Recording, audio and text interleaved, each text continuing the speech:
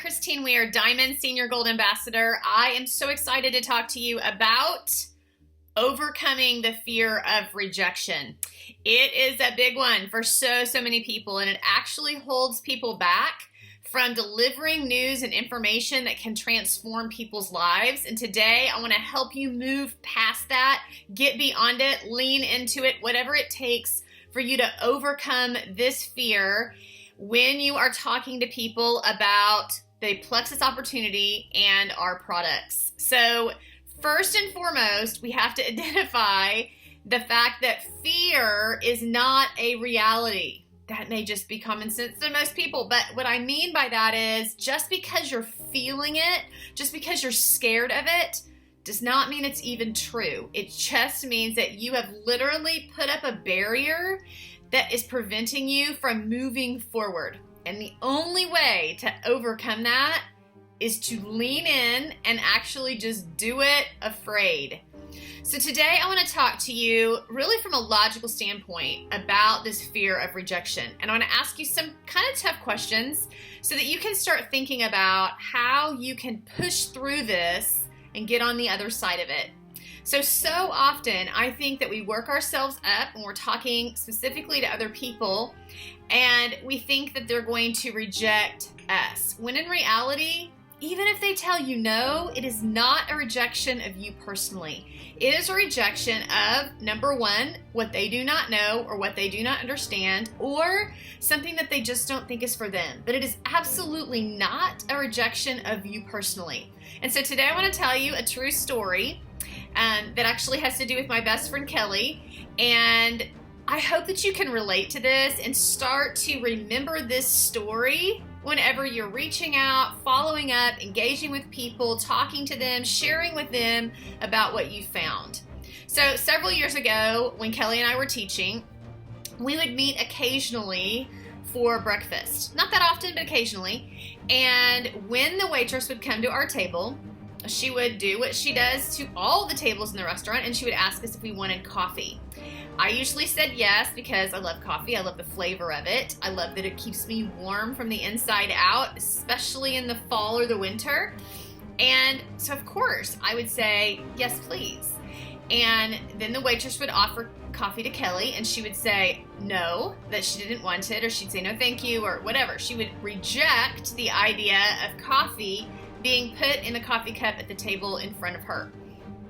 Now let's think about this waitress. When she goes to the next table and something similar happens to her, and then the next table and the next table, I don't believe that for 1 second that waitress is taking it personally that people are telling her no thank you to coffee. She is simply offering what she has to the people who want it, and the people that don't want it, she just moves on from. I want you to think of this in terms of your Plexus business, in terms of your experience with people. When you are sharing things that you have with them, experiences, testimonies, whatever it is that you're talking about, I want you to think about it in relation to offering them coffee and the fact that you are offering them something that you know about, that you're passionate about, but they don't know anything about it, or maybe they do and they just decided it's not for them. But they're not rejecting you. They're simply rejecting what you're offering. Now, the story does not end there.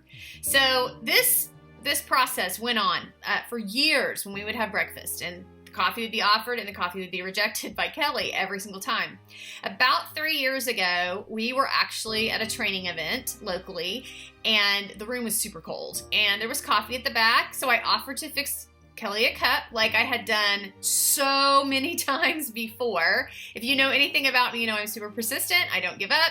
And I just keep asking, offering, and sharing. And that is what I did. I just said, let me make you a cup of coffee. Even if you choose not to drink it, maybe just holding it will keep you warm. And she was like, fine. Like, I'm not going to drink it, but you can make me a cup of coffee. So I went back. I fixed her a cup of coffee. I made it the good way. I brought it back and I presented her the cup of coffee, to which she decided to take a drink of and love. And now she drinks coffee often. So basically, two morals to the story. First of all, never took it personally that Kelly rejected the waitress giving her coffee, me offering her coffee numerous times over and over again. I also didn't give up, because what I realized was that No actually means not now in most cases. And so I just continued to pursue her with my passion for her to drink coffee because number one, I knew it would warm her up, and number two, I thought she would really like it. So the next time that you are talking to somebody about Plexus, I want you to think about it as offering them coffee. Offering them something that you know is great, that you know all about, that you've personal experience with, that you could share a testimony about, but that isn't you. It's not a rejection of you. It's simply explaining to someone else and giving them the opportunity to learn more when they're ready. So sometimes when I'm talking to people about the fear of rejection, one of the things that we have to overcome is, well, what are they going to think about me if I'm offering them X, Y, and Z? Are they going to think that I want their money? Are they going to think that I'm pushy? Are they going to think I'm not a good person? Are they going to think I'm crazy? Are they going to think that, whatever, anything you can make up in your head, are they going to think these things? And so this is the question that I would ask you to ask yourself in this situation when you're having trouble pushing through some of those hard expectations that you have in your mind of what this person is going to think or believe about you. And so this is my question for you. If the person that you're talking to was to think that you were crazy, pushy, wanting their money, any of those things, would that prevent you from continuing to share what we have when you know for sure that there are people that absolutely need our products and the opportunity in their lives to feel better, to become healthier, to have more financial breathing room? Would you go ahead and share anyway, knowing that you could be rejected, somebody could have an opinion about you, but you know that you potentially could help them? That's my question for you, because the question that I have asked myself is that exact one multiple times, and my answer is the same every time. I have to push through the scary parts, the assumptions that people make, the idea that I might be rejected or what I'm offering may be rejected, because I know that there are people that need what I have, and it is my responsibility to share it. If I chose not to change someone's life because fear was holding me back, honestly, I wouldn't be able to live with myself. I personally know from my own testimony, from watching thousands of people over the last 5.5 years, that these products absolutely changed lives. I've watched people also get breathing room financially and be able to do things in their lives they never expected was possible. And sometimes if we can just kind of peer into the future and look at how this could change someone, we can imagine how their life could be improved in some way.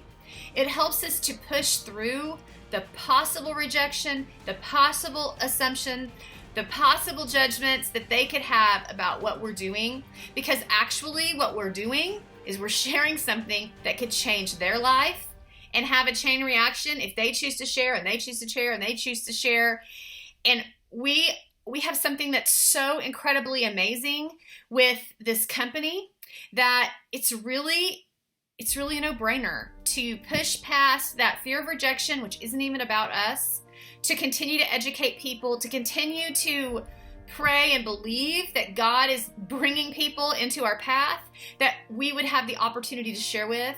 And so today, I want to encourage you to sit and think a little bit about what your fears are around rejection, around the opinions of others. And if you can remember the coffee story, if you can remember the follow-up coffee story where Kelly actually changed her mind, if you can ask yourself some of those questions like, am I willing to push through the no's to get to the yeses that are life-changing for other people? So today I want to encourage you. You can do this. The best way to overcome fear, any fear, is to actually lean in and do the thing. Do it afraid. And once you do it afraid multiple times, it actually does become much easier. So I hope this has encouraged you. I hope it's inspired you to think about the fear of rejection and just rejection in general in a different way, so that you're able to overcome this fear.